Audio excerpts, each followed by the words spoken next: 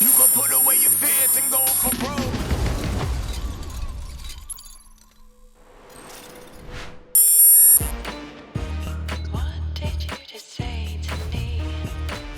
What do you think about on the field? Great question. When I'm out there on the field, I like to try and focus on one or two things maximum, one or two cues. When it's my time to jump, I'm trying to focus on just that. If it's a little bit of time between jumps, I like to switch off, look up into the crowd, try and find my family. But then when it's time to go again, I like to switch back on, think of my one or two cues, and then it's go time. How do you stay motivated when training gets hard? Motivation is it can be really tough some days, but I think the discipline and not giving yourself an option to go to training, I think that's what keeps me going on the days that motivation's tough. Do you have a lucky charm or ritual before a race? I would say before a race, I always do a jump before getting into the blocks, and I always wear my long black socks. That's kind of my signature outfit. What do you do when you lose? How do you pick yourself up? Oh, that's a really good question because losing is a part of the sport. I think knowing that today might not be my day, but one day it will be, and I think that's what helps me get back up. What's the hardest part of being an athlete? I guess it's loving the sport sometimes. There's down and ups going through doing your hardest event, and it's hard to try and keep that motivation at bay. But it's very rewarding once you get the results you want, and there's people all around you supporting that way.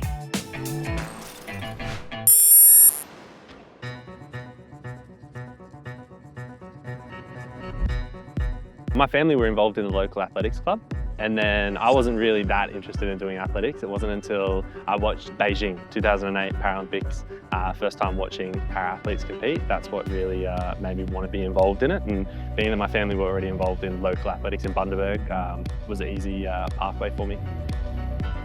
And there was no training. It was just going out there, having fun, interacting with other kids, and then it wasn't until a bit later when I finally found my way into wheelchair racing that training actually started. But for me, it was just a socialising event and just having a bit of fun with everyone out there. In Paralympic sport, sometimes equipment is the biggest thing. It's the biggest challenge that we face, is trying to find equipment, trying to find the right fit. Wheelchair racing is so specific, you'll fit it into that chair and it's a squeeze just to get into it and to try and find a chair that fits you perfectly. That was the biggest thing for me, but I had great support in my community. They helped fundraise to get me my first racing chair. Advice I'd give my younger self, just enjoy the moments, have fun. Don't always take it so seriously and enjoy the little things that come along with it, because it's an amazing adventure and an amazing journey. And when you get to a certain point, you realise there was times where you should have probably enjoyed them a little bit more. Obviously making a Paralympic team at 15 was a proud moment for me and my family. Otherwise, maybe just winning nationals at school nationals or something. I was pretty happy with that. I thought that was a great thing. Yeah. One thing I wish I would have known or prepared for is that Australia's a long way from everywhere, and there's a lot of travel involved, and you'll have to do a lot of long haul flights, so be prepared.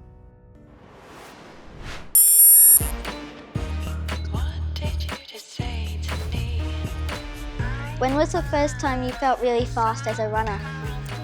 I think when I was 15 years old, when I ran a massive personal best in the 100 metres, was my turning point and realising how fast I could push my body. And ever since then, I just keep improving. When you were a kid, what did you dream about being? Oh, I always dreamed about being an Aussie Rules footy player. I grew up following the West Coast Eagles and always loved AFL footy, and that was always my dream. But yeah, being vision impaired, that was a little bit more of a challenge. So great to find myself in athletics. What was the best advice a coach has ever given to you? That's actually an interesting one, because I was such a competitive kid growing up, and my coach back in Adelaide, where I first started pole vaulting, I always used to go really hard right at the start of warm-up, and I used to try and put the bar as high as I could in warm-up. And some advice that my coach at the time gave me was, it doesn't matter if you win the warm-up, you just got to win the comp. What should kids like me do if we want to be an elite athlete one day? Oh, I reckon, like I've just said, you just got to work hard. And make sure you enjoy what you do, because if you don't enjoy it, you're not gonna progress. So really just try and have fun with sport. It's really, really simple. What do you hope people remember about you? Ooh.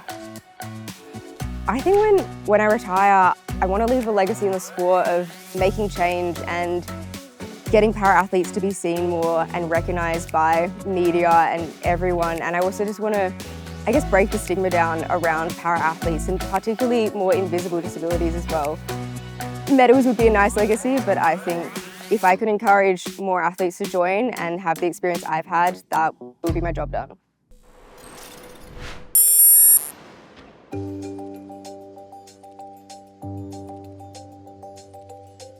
My name's Tim Matthews. I work for Paralympics Australia, Senior Performance and Talent Advisor. Been with Paralympics Australia for 20 years, but prior to that competed at 3 Paralympic Games in Atlanta, Sydney 2000, which was fantastic, and also Athens 2004, and a Commonwealth Games in between there somewhere. I guess I was born with my disability or my impairment, born with one arm. Had a few other problems as well. I was born with something called exomphalus, which is without a stomach lining, I guess is probably the easiest way to describe it. Had a spinal fusion at 16 for scoliosis, and I'd say having one arm probably was the least of my problems. I always participated in sport and was always quite active when I was able to. I played a lot of tennis, baseball, golf were probably my main sports growing up, and I didn't really, if I was to lose a tennis match or something, I'd probably look for, not that I'd look for excuses as such, but I'd look for 100 excuses before I'd say, oh, but I've only got one arm, they've got 2 arms and 2 legs.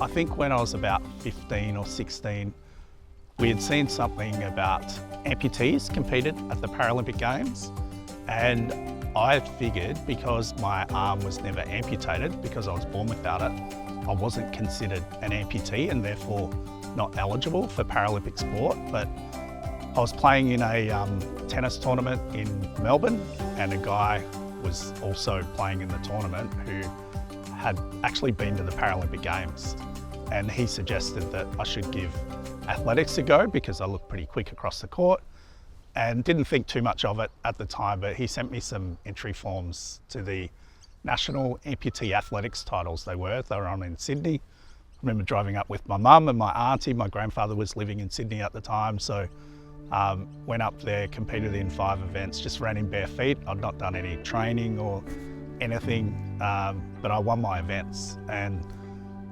came home. I was in 3rd year of uni, got myself a coach, started training, and ended up 10 months later finding myself on the plane to the Atlanta Paralympic Games.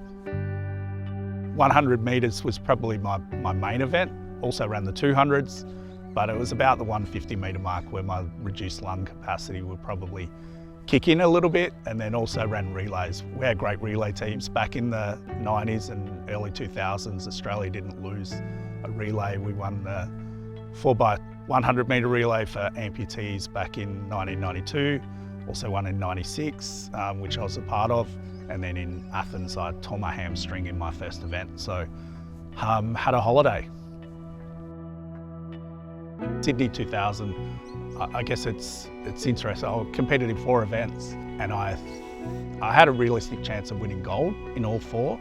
The one that got away a little bit was a 100 metre final where, I lost by a couple of hundredths of a second.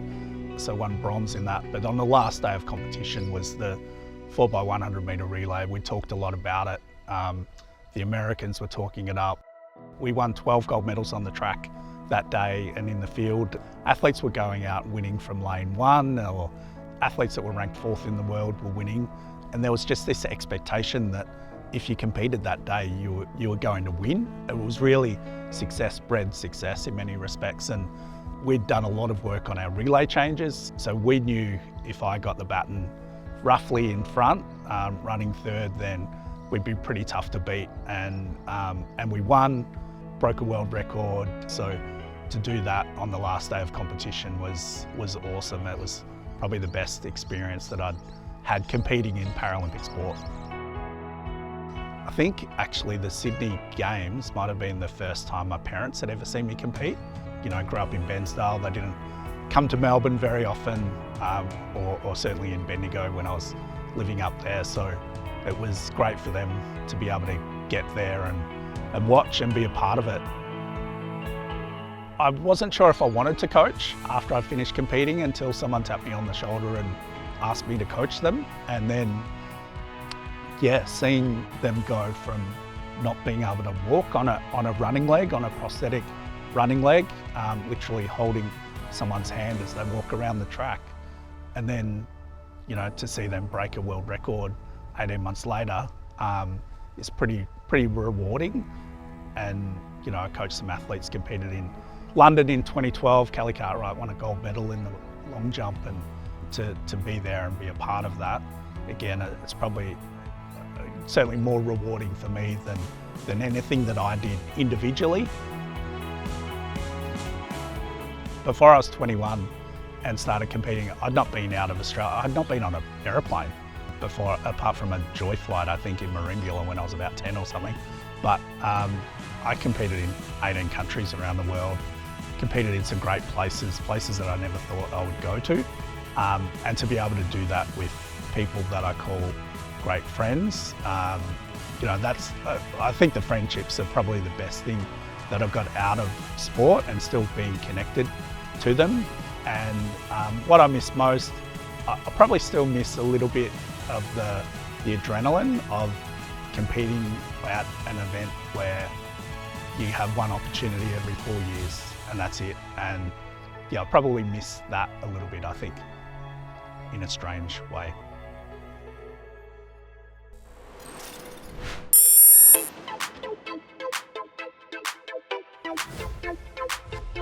Were you always the fastest runner in your school?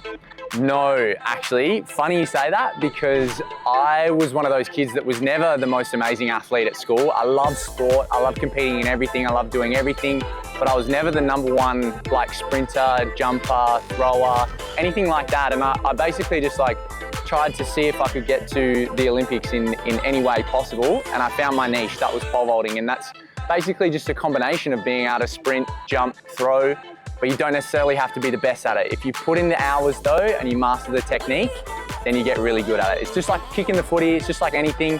If you put in the hours, you get really good at it, and I try to stay focused, and yeah, 15 years later, I'm still doing it.